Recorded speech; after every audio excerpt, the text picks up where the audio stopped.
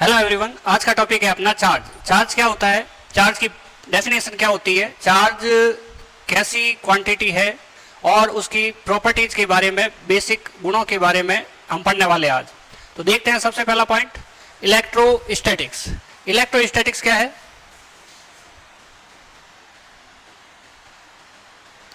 सबसे पहला पॉइंट देखते हैं हम इलेक्ट्रोस्टैटिक्स। इलेक्ट्रोस्टैटिक क्या है? ये एक ब्रांच है फिजिक्स की जिसके अंदर हम स्टैटिक चार्ज के बारे में स्टडी किया करते हैं। स्टैटिक चार्ज होता है वो किस तरह से बिहेव करता है उसके बारे में हम स्टडी करते हैं।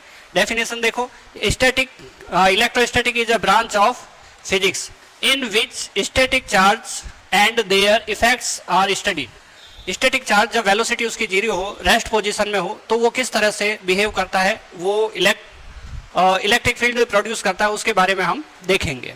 नेक्स्ट है अपने पास डेफिनेशन ऑफ इलेक्ट्रिक चार्ज। ठीक है, तो इलेक्ट्रिक चार्ज क्या है? एक फंडामेंटल प्रॉपर्टी किसी भी मटेरियल की, किसी भी सब्सटेंस की, जो रेस्ट पोजीशन में इलेक्ट्रिक फील्ड प्रोड्यूस करता है, और जब वो मूविंग पोजीशन में होता है तो इलेक्ट्रिक और मैग्नेटिक फील्ड दोनों प्रोड्यूस करता है। कंडीशन है वेलोसिटी उसकी जीरो रहनी चाहिए। देखते हैं क्या लिखा हुआ है, charge is that property of substance due to which it produces and experiences electric and magnetic field. Electric और मैग्नेटिक फील्ड प्रोड्यूस करता है, एक्सपीरियंस करता है, उस प्रॉपर्टी को हम क्या कहते हैं? इलेक्ट्रिक चार्ज कहते हैं। किसी भी पार्टिकल का फंडामेंटल प्रॉपर्टी होती है ये अपनी खुद की। और सेकंड, फिर से एक डेफिनेशन है, charge is an intrinsic property of particle और एनी मटेरियल। किसी भी पार्टिकल की इंट्रिंसिक प्रॉपर्टी होती है, मतलब उसकी खुद की पर्सनल प्रॉपर्टी होती है, खास उस पदार्थ का गुण होता है, मटेरियल का गुण होता है, due to which it exerts और एक्सपीरियंसेज इलेक्ट्रिक एंड मैग्नेटिक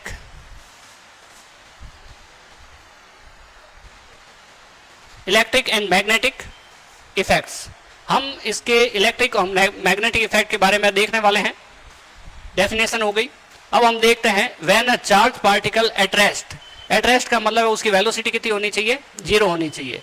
इस कंडीशन में ओनली प्रोड्यूसेज, ओनली सब पे ध्यान देना है, only produces an electric field around itself. ठीक है, इलेक्ट्रिक फील्ड प्रोड्यूस करता है इलेक्ट्रिक चार्ज अपने चारों तरफ। देखते हैं कैसे। ये हमारे पास इलेक्ट्रिक चार्ज है जो सपोज प्लस क्यू है। अगर ये प्लस क्यू है तो ये अपने आस पड़ोस में कुछ ऐसा एरिया क्रिएट कर लेता है। सपोज ये वाला एरिया हो गया। इस एरिया में अगर कोई दूसरा, इस वॉल्यूम में अगर कोई दूसरा चार्ज पार्टिकल आता है, हम अभी बात कर रहे हैं टेस्ट चार्ज की, क्यू नॉट की, तो अगर ये टेस्ट चार्ज जो होता है वो ऑलवेज पॉजिटिव होता है और दोनों के बीच में यहाँ पे ये पॉजिटिव है, ये भी पॉजिटिव है, तो ये दोनों लाइक चार्जेज है, और लाइक चार्जेज जो होते हैं एक दूसरे को रिपेल करते हैं, दूर दूर भगाते हैं। तो इस कंडीशन में ये चार्ज इससे रिपेल होगा और दूर की साइड जाएगा। तो इस टाइप से क्या हुआ कि एक कोई पर्टिकुलर चार्ज है और वो रेस्ट पोजीशन में है, तो अपने अराउंड चारों तरफ एक इलेक्ट्रिक फील्ड प्रोड्यूस कर देगा। इलेक्ट्रिक फील्ड क्या होता है? ये फील्ड इलेक्ट्रिक फील्ड कहलाता है। और इलेक्ट्रिक फील्ड होता क्या है? इलेक्ट्रिक फील्ड होता है कि किसी पर्टिकुलर चार्ज के चारों तरफ एक ऐसा फील्ड प्रोड्यूस हो जाता है जिसमें कोई दूसरा चार्ज जब आता है, एंटर होता है, तो डिपेंड करेगा कि उन दोनों चार्जेस की नेचर क्या है, उस अकॉर्डिंग टू दैट नेचर ये क्या होगा, यहाँ पे इलेक्ट्रिक फील्ड के अंदर ये फोर्स फील करेगा। F इक्वल टू के Q1 Q2 upon R square.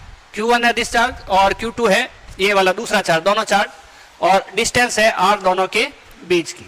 ये एरिया क्या कहलाएगा? इलेक्ट्रिक फील्ड कहलाएगा। नेक्स्ट, अगर हमारे पास when a charge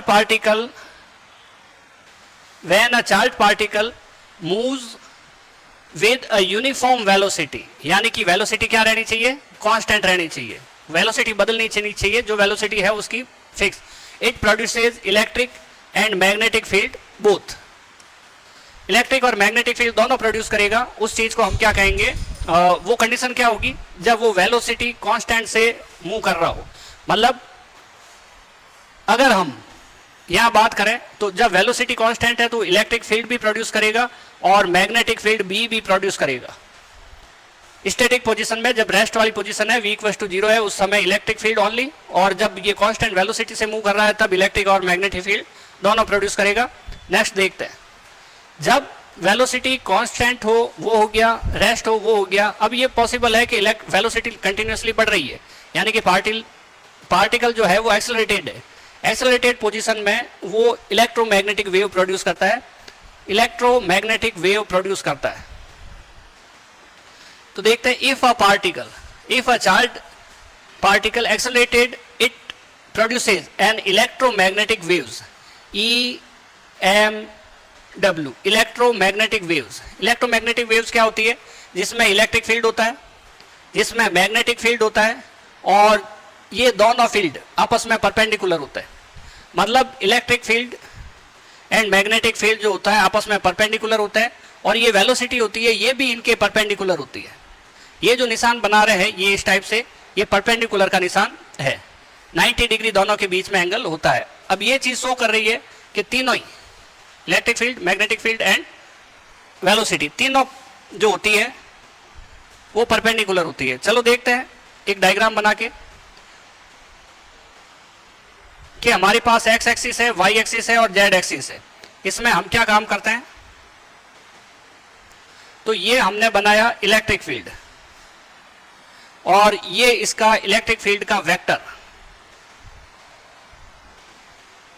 electric field का वेक्टर ये रहा। इसको हम रिप्रेजेंट करेंगे ई वेक्टर से,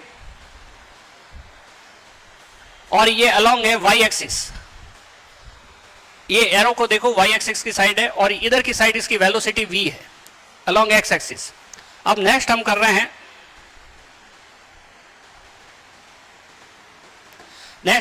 हैं, magnetic field. Magnetic field suppose Z x के अलोंग है, तो हम इस टाइप से बनाएंगे और इस टाइप से। इसकी डायरेक्शन किधर होगी? बी की। मैग्नेटिक फील्ड की डायरेक्शन इधर की साइड होगी। ये डायरेक्शन किधर की साइड है? जेड एक्सिस की साइड। तो हम पता है कि ई और बी के बीच में एंगल कितना रहेगा? 90 डिग्री, क्योंकि वाई और जेड सारी एक्सिस आपस में परपेंडिकुलर होती है। ये जो फ्रेम ऑफ रेफरेंस है ये परपेंडिकुलर तीन एक्सिस का कॉम्बिनेशन है। तो यहाँ पे इसकी डायरेक्शन इधर बी की, बी मतलब मैग्नेटिक फील्ड। यहाँ आप देख रहे हैं ये जो ई है वो एक्स एक्स की साइड है, बी ई जो है वो अलोंग वाई एक्सिस है, बी जो है मैग्नेटिक फील्ड वो यहाँ पे देखें जेड एक्स के अलोंग है, और वी जो है वो एक्स एक्स के अलोंग है। एक्स वाई जेड तीनों परपेंडिकुलर होते हैं। इट मीन्स वी, बी और ई ये तीनों आपस में परपेंडिकुलर होते हैं। तो यहाँ हमें समझ में आया कि इलेक्ट्रोमैग्नेटिक वेव्स क्या होती है। इसकी जरूरत नहीं है। अभी हमें क्या याद रखना है? When a is not equal to 0 और v इंक्रीजिंग मोड में हो तो एक्सेलरेशन पॉजिटिव होगा, v डिक्रीजिंग मोड में हो मतलब वेलोसिटी लगातार कम हो रही है तो वो डिक्रीजिंग पोजीशन में होगा। तो इस टाइप से इलेक्ट्रोमैग्नेटिक वेव्स प्रोड्यूस होती है। नेक्स्ट पॉइंट हम देखते हैं, protons are positively charge, electrons are negatively charge और neutrons have zero charge. Simple सी बात है। तो हम देखते हैं इलेक्ट्रॉन, पहला प्रोटॉन लिखा है हमने। प्रोटॉन जो है वो पॉजिटिवली चार्ज होता है। ये प्रोटॉन जो पॉजिटिवली चार्ज होता है। सेकंड इलेक्ट्रॉन की बात करें तो नेगेटिवली चार्ज होता है, और इसकी बात करें न्यूट्रॉन की तो जीरो चार्ज होता है। अगर हम किसी एटम को देखें तो उसके अंदर जो न्यूक्लियस होता है उसमें प्रोटॉन और न्यूट्रॉन, जो न्यूक्लियस होता है उसमें प्रोटॉन और न्यूट्रॉन होते हैं। ये फंडामेंटल पार्टिकल्स है। टोटल फंडामेंटल पार्टिकल्स माने जाते हैं 3, जिसमें से 2 प्रोटॉन एंड न्यूट्रॉन कहाँ रहते हैं? न्यूक्लियस में। और ये बाकी जो इलेक्ट्रॉन है, इलेक्ट्रॉन जो ये है ये रिवॉल्व करते रहते हैं लगातार न्यूक्लियस के चारों ओर। जब रिवॉल्व करते हैं तो इनके नंबर काफी सारे होते हैं। किसी भी एटम में नंबर ऑफ प्रोटॉन यानी कि positive charge, all positive charge, और नंबर ऑफ इलेक्ट्रॉन यानी कि ऑल नेगेटिव चार्ज, ये सारे के सारे क्या होते हैं? इक्वल होते हैं। जितने प्रोटॉन्स हैं उतने ही न्यूट्रॉन होते हैं। इट मीन्स ये दोनों बराबर होते हैं, और जब ये बराबर होते हैं तो जो भी एटम होगा वो इलेक्ट्रिकली न्यूट्रल होगा। इसी टाइप से ये फिर देखेंगे अभी जस्ट एक एग्जांपल के साथ। अभी नेक्स्ट आगे बढ़ते हैं। The number of electrons, same आ गया वापस। The number of electrons and protons in an atom are equal due to which atom are electrically neutral. Electrically neutral, मतलब चार्ज जो होता है वो जीरो होता है। कब जीरो होता है? जब इलेक्ट्रॉन और प्रोटॉन के नंबर्स आपस में बराबर हो जाए। किसी भी एटम में ऐसा ही होता है। हम एक एग्जांपल लेते हैं सोडियम का। सोडियम की बात करें तो उसके न्यूक्लियस में 11 प्रोटॉन्स होते हैं। ईच प्रोटॉन, सारे के सारे प्रोटॉन पॉजिटिवली चार्ज होते हैं। ऐसी कंडीशन में ये P होगा और इलेक्ट्रॉन जो होते हैं वो नेगेटिवली चार्ज होते हैं। और हमने बताया कि प्रोटॉन और इलेक्ट्रॉन जो होते हैं वो इक्वल होते हैं, तो ये भी 11 होते हैं। टोटल चार्ज नेट कितना हो गया? 0 हो गया। अब ये मान लो एक 1 इलेक्ट्रॉन लूज कर देता है, टोटल चार्ज 0 हो गया, तो ये इलेक्ट्रिकली न्यूट्रल है। अब सपोज ये एक इलेक्ट्रॉन लूज कर देता है तो अभी बनेगा Na। हम देखते हैं कि प्रोटॉन नहीं निकला था तो प्रोटॉन तो रह गई, यानी कि पॉजिटिव 11 है। नेक्स्ट इलेक्ट्रॉन एक रिमूव कर दिया हमने। जब इलेक्ट्रॉन एक रिमूव कर दिया तो इलेक्ट्रॉन 10 ही रह गए, यानी कि नेगेटिव 10 है। अगर नेगेटिव 10 है इट मीन्स एक नेगेटिव कम पड़ गया, एक पॉजिटिव की वैल्यू ज्यादा है। मैथमेटिकली भी सॉल्व करें तो ये +1 आएगा, +1। इट मीन्स अब सोडियम के ऊपर चार्ज कितना रहेगा? पॉजिटिव 1। अगर यहां से 2 इलेक्ट्रॉन रिमूव हुए होते तो ऐसी कंडीशन में +2। ऐसा होता है मैग्नीशियम में। अगर यहां से 3 इलेक्ट्रॉन रिमूव होते हैं तो यहाँ पे +3। ऐसा होता है एल्यूमिनियम में। नेक्स्ट देखते हैं हम, a body get positive due to lack of electrons. अगर किसी ऑब्जेक्ट से इलेक्ट्रॉन को रिमूव कर दिया जाए, इलेक्ट्रॉन को निकाल दिया जाए, तो ऐसी कंडीशन में इलेक्ट्रॉन निकलने पर पीछे जो ऑब्जेक्ट बचता है उसके ऊपर पॉजिटिव चार्ज आता है। जस्ट अभी देखा हमने कि अगर हम सोडियम से एक इलेक्ट्रॉन रिमूव कर दिया जाता है तो 1+ आता है, 2 इलेक्ट्रॉन रिमूव कर दिए जाते हैं तो 2+ आता है। इस टाइप से हम कोई भी एग्जाम्पल ले सकते हैं। हम किसी बॉडी से, किसी ऑब्जेक्ट से अगर एक इलेक्ट्रॉन निकालते हैं, किसी भी ऑब्जेक्ट से अगर एक इलेक्ट्रॉन रिमूव कर देते हैं, तो ऐसी कंडीशन में हमारे पास सपोज ये ऑब्जेक्ट है, अगर हम इससे एक इलेक्ट्रॉन रिमूव करते हैं तो इसके ऊपर +1 आ जाएगा, 1+ आ जाएगा।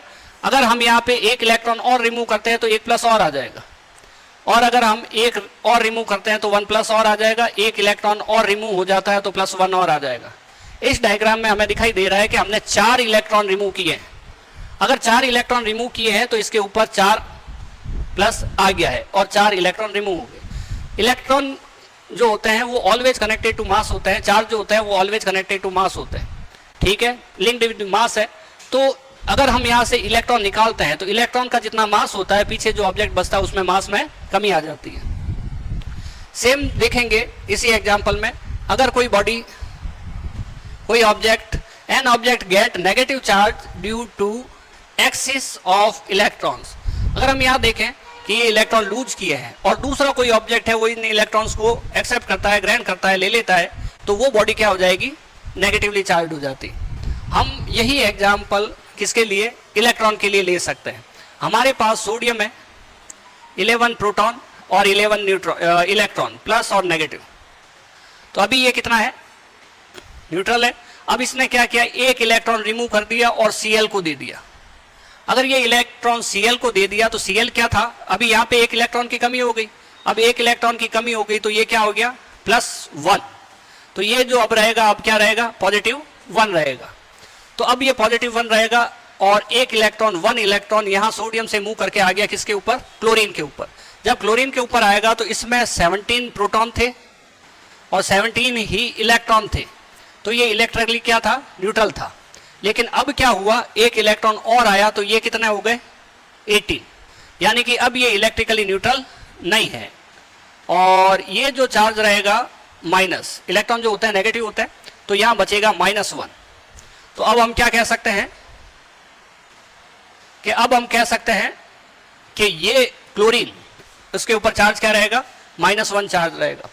तो हम यहाँ 2 पॉइंट पढ़ पा रहे हैं कि जो ऑब्जेक्ट इलेक्ट्रॉन रिमूव करेगा वो पॉजिटिवली चार्ज हो जाएगा, लूज करेगा वो पॉजिटिवली चार्ज हो जाएगा, और जो ऑब्जेक्ट इलेक्ट्रॉन गेन करेगा वो नेगेटिवली चार्ज हो जाएगा। नेक्स्ट टॉपिक देखते हैं हम, like charges repel each other. Like charges वो होते हैं जो सेम नेचर के होते हैं। लाइक चार्जेज वो होते हैं जो सेम नेचर के होते हैं। सपोज एक पॉजिटिव है और अदर चार्ज भी पॉजिटिव है, तो ये दोनों चार्ज पॉजिटिव है, सेम है, इसलिए इनको हम लाइक चार्जेज कहते हैं, एक जैसे चार्जेज। और ये दोनों एक दूसरे को क्या करते हैं? रिपेल करते हैं। यानी कि एक दूसरे को दूर भगाते हैं, ये इधर जाएगा और ये इधर चला जाएगा। इसी तरह से हम कोई पार्टिकल का नाम भी लिख सकते हैं। एक प्रोटॉन है और दूसरा भी प्रोटॉन है, और ये दोनों प्रोटॉन पॉजिटिव होते हैं, प्रोटॉन सारे पॉजिटिव होते हैं, तो ये दोनों एक दूसरे को क्या करेंगे, रिपेल करेंगे। ये दोनों एक दूसरे को क्या करने वाले हैं, रिपेल करने वाले हैं। हम यहाँ पे पार्टिकल के नाम दूसरे भी लिख सकते हैं। एक अल्फा पार्टिकल है। अल्फा पार्टिकल जो होता है वो न्यूक्लियस ऑफ हीलियम होता है। इसका मास प्रोटॉन के मास का 4 टाइम्स होता है, और इसके ऊपर जो चार्ज होता है, अल्फा पार्टिकल का चार्ज होता है, वो प्रोटॉन का डबल चार्ज होता है, यानी कि डबल प्लस होता है, 2 टाइम्स ऑफ प्रोटॉन। और नेक्स्ट इधर हम पॉजिटिव चार्ज कोई लेना चाहते हैं, इसलिए हम पी ले लिया, बिकॉज क्योंकि हम लाइक चार्जेस पढ़ रहे हैं। तो ये दोनों एक दूसरे को क्या करेंगे, रिपेल करेंगे, रिपेल करेंगे, दूर दूर भगाएंगे। एक एग्जाम्पल नेगेटिव चार्ज का भी ले लेते हैं। सपोज यहाँ पे इलेक्ट्रॉन है, इलेक्ट्रॉन नेगेटिव होते हैं, न्यूक्लियस के चारों ओर रिवॉल्व करते हैं। एक बीटा भी ले लेते हैं। बीटा क्या है, बीटा जो पार्टिकल है वो नेगेटिवली चार्ज है, और दोनों आपस में एक दूसरे को रिपेल करेंगे, तो ये दूर दूर भगाएंगे। तो हमने पॉइंट पढ़ा, like charges repel each other. Next point है हमारे पास, unlike charge attract each others. एक दूसरे को अनलाइक मतलब अलग अलग नेचर के जो चार्ज होते हैं वो एक दूसरे को क्या करते हैं, अट्रैक्ट करते हैं।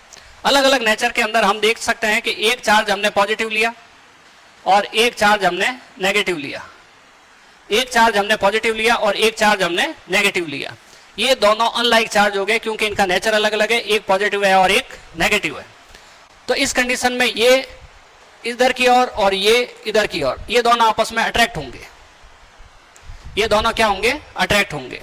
अगर हम दूसरे लेते हैं, सपोज एक अल्फा पार्टिकल है, अभी अभी बताया था, अल्फा पार्टिकल होता है वो न्यूक्लियस ऑफ हीलियम होता है। इसका मास प्रोटॉन का 4 टाइम्स होता है, मतलब mass of alpha is equal to 4 times of mass of proton. दूसरा अगर Q ऑफ अल्फा किया जाए तो 2 times of Q of proton होता है। तो इसके साथ हमें अनलाइक चार्ज लगाना है तो नेगेटिव चार्ज लगाना पड़ेगा। सपोज यहां पे हमने बीटा लगाया, जब हमने यहां पे बीटा लगाया तो अगर यहां पे बीटा लगाया, दोनों एक दूसरे को क्या करेंगे, अट्रैक्ट करेंगे, दोनों एक दूसरे को अट्रैक्ट करेंगे क्योंकि ये अनलाइक चार्ज। इस टाइप से और भी कोई एग्जांपल लिया जा सकता है जिसमें दोनों चार्ज नेचर वाइज ऑपोजिट हो। नेक्स्ट देखते हैं हम, repulsion is a sure test of electrification. ये एक मोस्ट इंपॉर्टेंट क्वेश्चन है और कंसेप्ट भी इसका क्लियर होना चाहिए। हम देखते हैं कि हमारे पास जो फोर्स होता है वो 2 टाइप का होता है, एक अट्रैक्शन और एक रिपल्सन। तो हम देखते हैं कि इसको समझने के लिए हम कंडीशन ए लेते हैं, और ये हमारे पास एक ऑब्जेक्ट है ए ऑब्जेक्ट है और ये पॉजिटिवली चार्ज्ड है। ए ऑब्जेक्ट जो है वो क्या है, पॉजिटिवली चार्ज्ड है।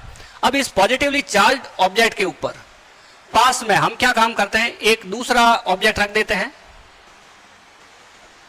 एक दूसरा ऑब्जेक्ट रख देते हैं बी, और ये जो बी है वो नेगेटिवली चार्ज्ड है। अब अगर ये नेगेटिवली चार्ज्ड है तो सीधा हमें दिखाई दे रहा है कि ये दोनों कैसे चार्ज है, अनलाइक चार्ज है। अगर ये अनलाइक चार्ज है तो एक दूसरे को अट्रैक्ट करेंगे। लिखा है हमने यहाँ पे कि repulsion unlike charge attract each other, ये दोनों एक दूसरे को अट्रैक्ट करेंगे, इसमें कोई प्रॉब्लम नहीं, तो ये अट्रैक्ट करेंगे। तो यहां हम देख रहे हैं कि फोर्स ऑफ अट्रैक्शन होगा यहाँ पे। तो ये सीधी सिंपल सी बात है, अगर अट्रैक्शन हो रहा है तो जो बॉडी बी है, ऑब्जेक्ट बी है, वो डेफिनेटली कुछ ना कुछ चार्ज पार्टिकल चार्ज होगा। तो यहाँ पे इलेक्ट्रिफिकेशन के बारे में हमें पता चलता है कि बॉडी बी जो है उसके ऊपर कुछ ना कुछ इलेक्ट्रिक चार्ज अवेलेबल है। लेकिन यहाँ पे हम एक दूसरी कंडीशन भी देख सकते हैं बी। क्या कंडीशन देख सकते हैं, हमारे पास एक बॉडी ए है जो पॉजिटिवली चार्ज है, सेम एग्जांपल लेते हैं, लेकिन इस बार दूसरा जो पार्टिकल है, दूसरा ऑब्जेक्ट जो है वो हम न्यूट्रल ले लेते हैं और ये मेटल है।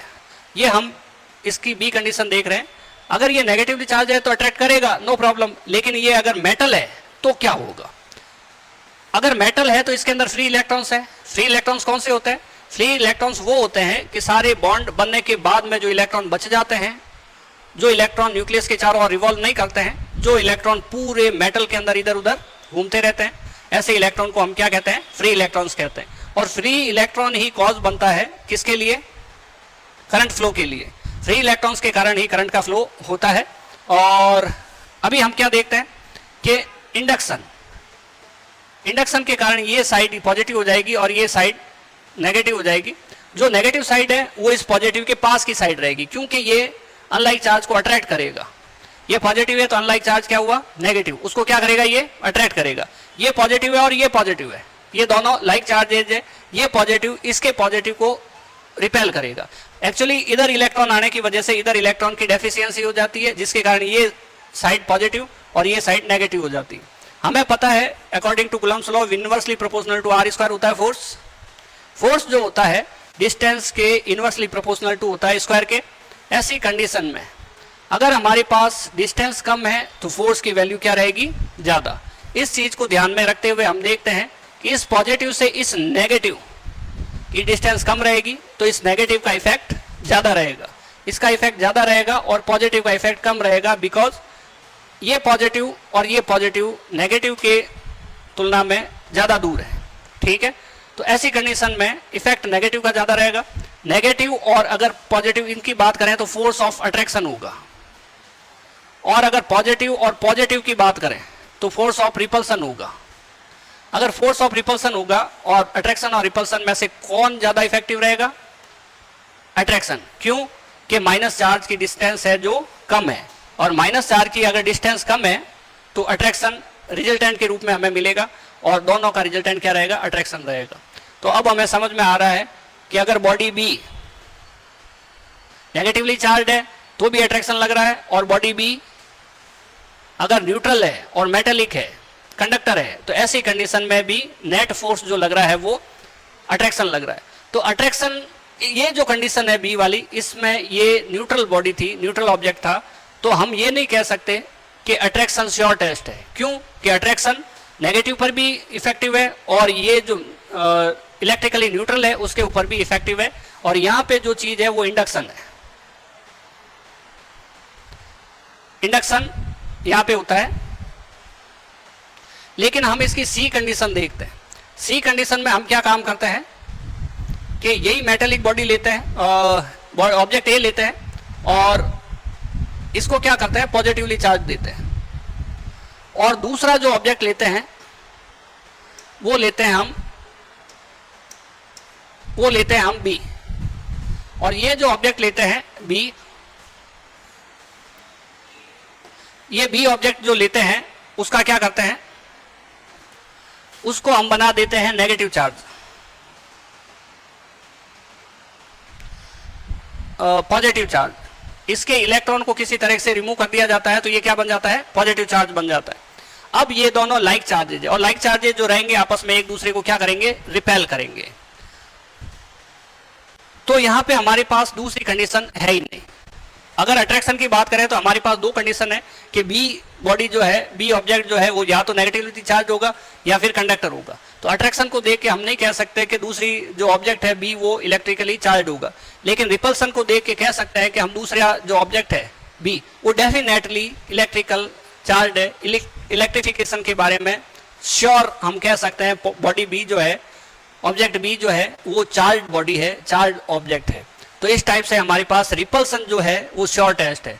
यहाँ पे रिपल्सन में दूसरी कंडीशन पॉसिबल नहीं है। दूसरी कंडीशन हो गई भाई इलेक्ट्रिकली न्यूट्रल ले लिया जाए, मेटेलिक कोई ऑब्जेक्ट ले लिया जाए, तो मेटेलिक ऑब्जेक्ट लेते ये वाली कंडीशन आ जाएगी, तो नेट फोर्स अट्रैक्शन का रहेगा।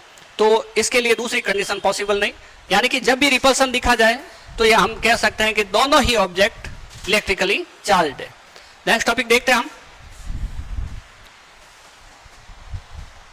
नेक्स्ट टॉपिक है अपना electricity can be transferred from one object to another through the transfer of electric charge. Flow of electric charge जो होता है वो करंट कहलाता है। तो हम देखते हैं आई जो है वो क्या है, electrically charge, rate of change in electrically charge. तो I equal to d q by d t, time के साथ चार्ज कितना चेंज हो रहा है उसको हम क्या कहते हैं, करंट कहते हैं। करंट किसे कहते हैं, हमारे पास एक वायर है, कंडक्टर, किसी पर्टिकुलर एरिया से अगर यहाँ पे dt is equal to 1 second हो जाए तो ऐसी कंडीशन में I इज इक्वल टू हो जाएगा डी क्यू। इट मीन्स अगर इस पर्टिकुलर पॉइंट P से देखा जाए तो इस एरिया के अंदर से पर्टिकुलर टाइम के अंदर 1 सेकेंड के अंदर कितने इलेक्ट्रॉन पास हो रहे हैं, तो उसको कितना चार्ज पास हो रहा है उसी को हम क्या कहते हैं, करंट कहते हैं। तो electricity can be transferred from one object to another through the transfer of electric charge. Electric charge का ट्रांसफर होता है, उसी को हम करंट कहते हैं। नेक्स्ट, उसी की वजह से करंट फ्लो होता है। Charge is always linked with mass. Charge जो होता है वो ट्रांसफर होता है, इलेक्ट्रॉन के ट्रांसफर की वजह से एक बॉडी नेगेटिव और दूसरा बॉडी पॉजिटिव होती है। एक ऑब्जेक्ट नेगेटिव कब होता है, जब उसके ऊपर इलेक्ट्रॉन आते हैं, वो इलेक्ट्रॉन गेन करता है। दूसरी बॉडी इलेक्ट्रॉन लूज करती है तो वो बॉडी या ऑब्जेक्ट जो है वो क्या होता है, इलेक्ट्रिकली पॉजिटिव होता है। ठीक है, तो इलेक्ट्रॉन के ट्रांसफर से पॉजिटिव और नेगेटिव बनते हैं, और इलेक्ट्रॉन का खुद का पर्सनल क्या होता है, मास होता है। Mass of electron is equal to 1.9.1 into 10⁻³ kg approx होता है। अगर हम किसी ऑब्जेक्ट की बात करें, ये हमारे पास A है और ये हमारे पास B ऑब्जेक्ट है, इसने एक इलेक्ट्रॉन रिमूव किया तो इसके ऊपर एक पॉजिटिव आया और इसके ऊपर एक नेगेटिव आया। तो ऐसी कंडीशन में इसका जो मास है 1 इलेक्ट्रॉन के बराबर मास कम हो गया। ठीक है, चार्ज 1 इलेक्ट्रॉन बढ़ गया, प्लस 1 ही हो गया, और मास जो हो गया 9.1 इंटू 10⁻³ -31 kg जो हुआ वो डिक्रीज हो गया। और इसका जो मास है ये -1 चार्ज हुआ, और ये इसका जो मास है 9.1 इंटू 10⁻³ kg इंक्रीज हो गया। अगर एक इलेक्ट्रॉन और ट्रांसफर हो जाता है तो यहाँ पे 2 माइनस हो जाते हैं इलेक्ट्रॉन, और यहाँ पे एक पॉजिटिव और आ जाएगा, एक नेगेटिव और आ गया, और ये जो इंटू 2 टाइम्स हो जाता है। मतलब जिस ऑब्जेक्ट से इलेक्ट्रॉन निकलेंगे उसका मास हमेशा कम हो जाएगा और वो पॉजिटिव चार्ज। और दूसरा ऑब्जेक्ट जिसके ऊपर इलेक्ट्रॉन आते हैं, जो ऑब्जेक्ट इलेक्ट्रॉन गेन करता है, वो मास उसका बढ़ जाएगा और उसके ऊपर नेगेटिव चार्ज आएगा। नेक्स्ट पॉइंट देखते हैं। Charge is a scalar quantity. Physical quantity दो टाइप की होती है, एक वेक्टर और दूसरी स्केलर। वेक्टर क्वांटिटी वो होती है जिसमें मैग्नीट्यूड होता है, प्लस यूनिट होती है, और प्लस डायरेक्शन नहीं होती है। हम डायरेक्शन, वेक्टर है तो डायरेक्शन होती है, ये तीनों चीजें होती है, वो वेक्टर क्वांटिटी है। और स्केलर की बात करें तो उसके अंदर मैग्नीट्यूड होता है, और उसके अंदर यूनिट होती है, और उसके अंदर डायरेक्शन नहीं होती है। यूनिट है, मैग्नीट्यूड है। एग्जाम्पल देखें कि हमारे पास चार्ज के लिए बात करें तो Q is equal to 3 coulomb, तो 3 मैग्नीट्यूड है और कूलम जो चार्ज है वो यूनिट है। अगर हम इसके अंदर देखें किसी वेक्टर क्वांटिटी की बात करें तो force F is equal to 3 newton. तो यहाँ पे फोर्स जिधर की साइड भी लगाना है उधर की डायरेक्शन अपने को मेंशन करनी पड़ेगी। अगर हम डायरेक्शन मेंशन नहीं करते तो फोर्स को सही तरीके से हम नहीं बता पा रहे। तो यहाँ पे सपोज नॉर्थ, तो ये जो 3 न्यूटन का फोर्स है वो नॉर्थ की साइड अप्लाई किया हमने। तो इस तरह से जो फिजिकल क्वांटिटी होती है वो हमारे पास दो टाइप की होती है, एक वेक्टर और एक स्केलर। वेक्टर जो होती है जिसमें डायरेक्शन होना कंपलसरी है, और स्केलर होगा उसमें डायरेक्शन नहीं होगी। तो चार्ज कैसी क्वांटिटी है, स्केलर क्वांटिटी। नेक्स्ट टॉपिक देखते हैं। Charge is conserved. चार्ज जो होता है वो कंजर्व्ड होता है। किसी भी एक बॉडी से, एक ऑब्जेक्ट से चार्ज जब रिमूव होता है तो वो चार्ज किसी दूसरे पर आता है। चार्ज को प्रोड्यूस नहीं किया जा सकता, चार्ज को डिस्ट्रॉय भी नहीं किया जा सकता, सिंपल सी बात है। तो अभी अगर हम इस ऑब्जेक्ट को देखें और अभी हम इस ऑब्जेक्ट को देखें तो ये दोनों ऑब्जेक्ट क्या है, पॉजिटिव। और अगर ये इलेक्ट्रॉन रिमूव कर देता है तो इसके ऊपर पहले चार्ज कितना था, 0 और 0, और बाद में कितना हो गया, 0। हम चार्जिंग के पहले देख रहे हैं। अब चार्जिंग की बात करें, इससे कुछ इलेक्ट्रॉन निकाल के इसमें ट्रांसफर कर दिया हमने, तो ये क्या हो गया, नेगेटिव नेगेटिव नेगेटिव और नेगेटिव। तो अभी यहाँ पे देखते हैं +4 आ गया चार्ज, और यहाँ पे देखते हैं -4 आ गया। अगर चार्जिंग के बाद की बात करें तो नेट चार्ज कितना रह गया, वापस 0। तो इलेक्ट्रिफिकेशन से पहले चार्ज 0, इलेक्ट्रिफिकेशन के बाद में भी चार्ज 0। अभी हमें दिखाई दे रहा है +4 है, और यहाँ दिखाई दे रहा है -4 है, लेकिन नेट चार्ज अभी भी कितना है, 0 है। तो चार्ज को ना तो प्रोड्यूस कर सकते हैं और ना ही डिस्ट्रॉय कर सकते हैं। नेक्स्ट टॉपिक देखते हैं हम। Total charge is quantized. Quantized का मतलब होता है कि कोई एक पर्टिकुलर यूनिट होगी जिसका बार बार रिपीटेशन होता है और एक बड़ी चीज बन जाती है। एग्जाम्पल कि हम एक दीवार बना रहे हैं तो दीवार के अंदर क्या होता है, एक ईंट एक यूनिट है, उसका बार बार रिपीटेशन करके हम किसी भी तरह की डिजाइन बना सकते। हमारे बॉडी के अंदर सेल जो है वो सेल क्या कर रही है, बार बार उसका रिपीटेशन हो रहा है और हमारी बॉडी के पार्ट्स सारे के सारे बन रहे हैं। अगर हम रुपए पैसे की बात करें तो उसके अंदर एक पैसा जो है वो सबसे छोटी यूनिट है और उसका बार बार रिपीटेशन होकर 5 पैसा, 10 पैसा, 1 रुपया, 100 रुपीज, 10,000 रुपीज, 1 लाख रुपीज, इस टाइप से बनता है। तो चार्ज जो होता है वो क्वांटाइज्ड होता है। हम इसको एक एग्जांपल से देखते हैं। ये हमारे पास एक ऑब्जेक्ट है सपोज ए और ये हमारे पास एक दूसरा ऑब्जेक्ट है सपोज बी। अगर हम बात करते हैं कि यहां से इलेक्ट्रॉन रिमूव किए, एक इलेक्ट्रॉन निकल के इधर आया तो ये एक पॉजिटिव चार्ज हो गया और एक ये नेगेटिव हो गया। तो इसके ऊपर जो चार्ज आया, मान लो इसके ऊपर आया 1 इलेक्ट्रॉन के बराबर आया। अगर हम यहां से एक इलेक्ट्रॉन फिर रिमूव कर देते हैं तो प्लस और माइनस, इसके ऊपर या इसके ऊपर 2 इलेक्ट्रॉन के बराबर चार्ज है। इसके ऊपर 2 प्लस है तो हमने 2e लिख दिया। ई के ऊपर नेगेटिव चार्ज होता है, कंफ्यूज नहीं होना, हम केवल मैग्नीट्यूड काम में ले रहे हैं, उसका साइन काम में नहीं ले रहे हैं। तो प्लस 2e चार्ज हो जाएगा। अगर हम यहां से एक इलेक्ट्रॉन और रिमूव कर देते हैं तो प्लस 3e चार्ज हो जाएगा और इसके ऊपर माइनस 3e चार्ज हो जाएगा। तो अगर हम वापस लिख देते हैं प्लस 1e प्लस 2e और प्लस का 3e, minus 1e minus 2e और माइनस 3। एक इलेक्ट्रॉन और रिमूव कर देते हैं तो ये प्लस यानी कि प्लस 4e।